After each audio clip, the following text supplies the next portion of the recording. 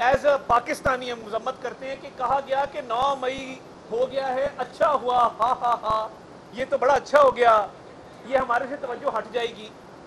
यानी आप कौमी सलामती को अहम ही नहीं समझते।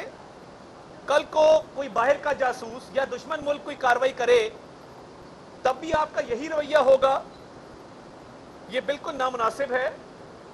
और ये 9 मई के वाकयात को मामूल के वाकयात बनाना, उसकी अहमियत में कमी लाने की कोशिश करना, मुल्जिमान को तहफ़्फ़ुज़ देने के मुतरादिफ है।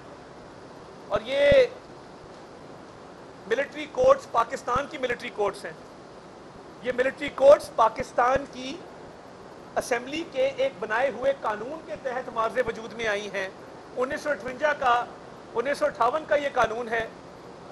ऑफिशियल सीक्रेट्स एक्ट अपनी जगह एक कानून मौजूद है। तो अब बहस किस बात की है, मुबाहिसा किस बात का है? पहले ही बेंच मुतनाज़ा हो चुका। काजी फायदीसा साहब इस बेंच को गैर कानूनी, गैर आईनी डिक्लेयर कर चुके हैं, इनकमिंग चीफ जस्टिस।